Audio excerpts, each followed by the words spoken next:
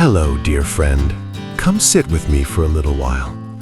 Today, I'd love to take your hand and walk you through Lisbon as it was in the 1700s, a city so full of life, color, and dreams that it felt like the whole world had gathered here just to say hello. Picture this.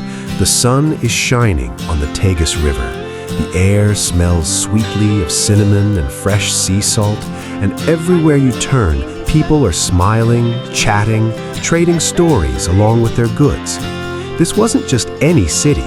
Back then, Lisbon was like the warm, beating heart of the planet, welcoming ships from faraway places, sharing treasures, and holding everyone in a big, joyful embrace. Thanks to some amazing modern magic, our AI friends have breathed new life into old drawings, paintings, and sketches. We can walk these streets together as if we're really there. No rush, we'll go slowly, notice the little things, and enjoy every moment. Ready? Let's step out together. In those days, around 1750, about 220,000 kind souls called Lisbon home. It was one of the biggest, brightest cities in all of Europe, right up there with London, Paris, and Naples. And oh, what a mix it was. On one side, you had grand churches with bells that sang sweetly through the day, more than 40 of them, plus nearly 100 cozy convents where people prayed and helped one another. On the other side, the streets were lively and a bit messy in the nicest way, full of laughter, bargaining, and the everyday bustle of folks just living their lives. It could be a little dusty or noisy sometimes, no fancy plumbing yet, but the spirit here was so welcoming. People from every corner of the world wandered these lanes, speaking Portuguese, Dutch, English, African languages, and somehow they all understood each other with smiles and gestures. Let's start right by the water, shall we? The Tagus River is sparkling today. Come stand with me at the edge. Look out. See that beautiful forest of ship masts? Hundreds of tall sails swaying gently like trees dancing in a breeze. Sailors from Brazil, India, China, Africa, they're all here unloading boxes of wonders. This river was Lisbon's big, generous hug to the world. It brought in the 5 lovely gifts that made the city glow. First, the spices. Oh, the smells. Pepper that tingled your nose, cinnamon that made everything feel cozy, cloves like little hugs in your pocket. Ships carried them straight from Goa and Malacca, and Lisbon shared them with everyone who wanted a taste of faraway magic. Then came the silky treasures from China, porcelain so delicate and pretty it was nicknamed white gold, plus shimmering silks that felt like a soft whisper against your skin. From Africa came warm ivory, beautiful woods, and golden sunlight in the form of real gold dust. But the biggest, most joyful gift? From Brazil. After they found those amazing gold mines in Minas Gerais, ships sailed across the ocean carrying nearly 1,000 tons of gold and sparkling diamonds. Can you imagine? Families back home would light up when a ship came in, fathers hugging children, mothers smiling through happy tears. And the 5th gift? Knowledge.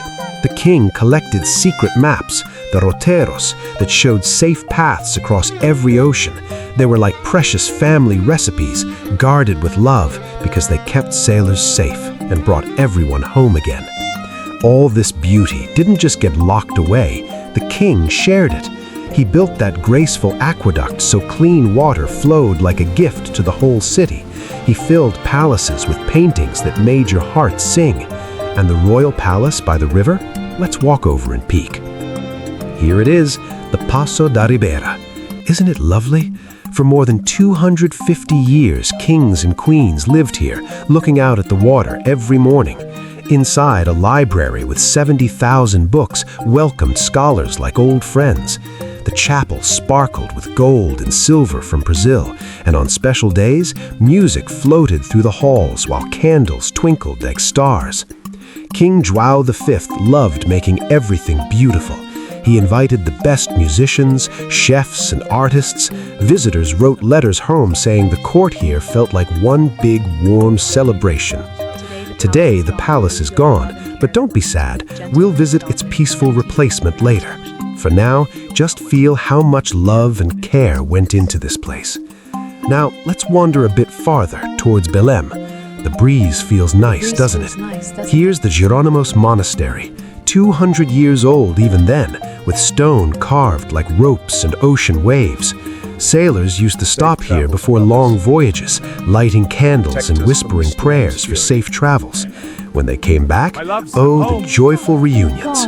They'd leave tiny golden ship models as thank yous. And look, there's Belém Tower, standing like a faithful friend in the river. It was the last hello when ships left and the first warm welcome home. Its light guided everyone safely through the dark. Back in the heart of the city, climb up with me to the Carmo Convent. From here, you can see almost the whole city, the rooftops, the river, the hills. It felt like the whole place was wrapped in a quiet prayer. Churches were everywhere, their bells ringing softly like a lullaby, calling people to morning mass, celebrating weddings, comforting the sad. Faith was like a warm blanket over the city. Of course, not everything was perfect. There were traditions that felt strict to some visitors from other places, but most folks here lived with open hearts, helping neighbors, sharing meals, singing together in the evenings. Now let's go down into the everyday neighborhoods now, the parts where real life happened. First, the Alfama. These little winding streets are so charming.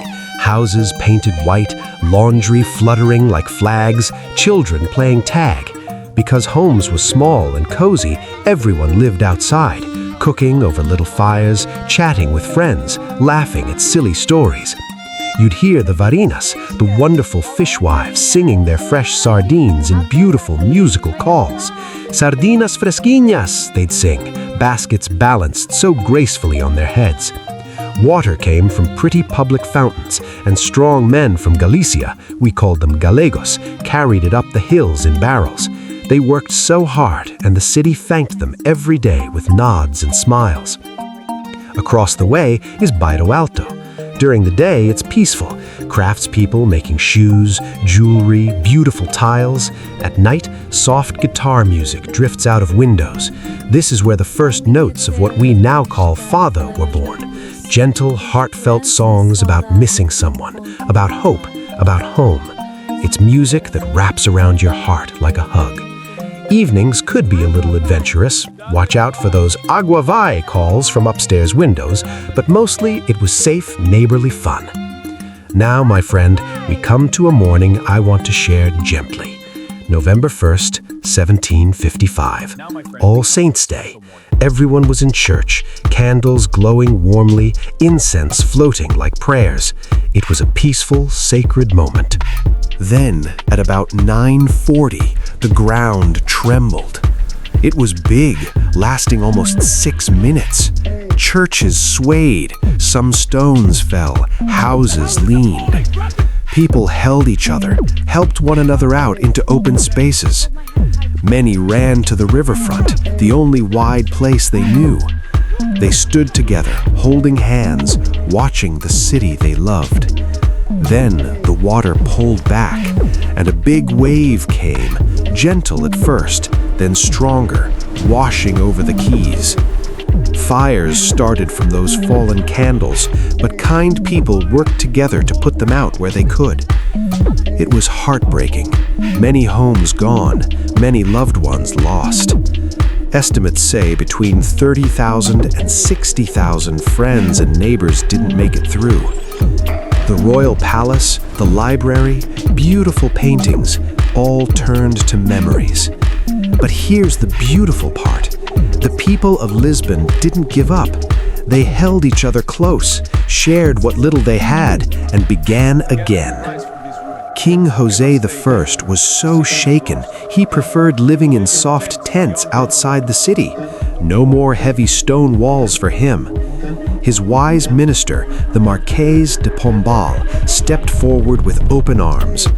When asked what to do, he said simply and kindly, bury the dead with respect, and feed the living with care. Pombal dreamed of a brighter, safer city. He designed wide, sunny streets where light and air could flow freely. He created the Gaiola Pombalina, clever wooden frames inside walls that bend but don't break in tremors. They even tested them by having soldiers march around little models. Imagine the smiles when it worked. He made sure tiles, those lovely blue and white azulejos, were made quickly so homes could be pretty again fast. The new Baixa district rose up like a fresh start. Clean lines, open spaces, room for everyone. Right where the old palace stood, they built the Praça do Comércio, Commerce Square. It's so open and welcoming now, with a grand arch welcoming ships and people alike. In the center, the king's statue on horseback looks out peacefully, the horse gently stepping over little serpents, meaning order and hope win over hard times. When you walk there today, you're standing on layers of history, ruins below, beauty above. It feels like the city is saying, we've been through a lot, but look how we've grown together. Lisbon in the 1700s teaches us the sweetest lesson. Life can shine so brightly, stumble deeply, and still rise with grace. The gold came and went, but the warmth of its people stayed. Even now you can feel it, the gentle saudade in the music, the stubborn strength in the old Alfama stones, the open sky through the Carmo arches.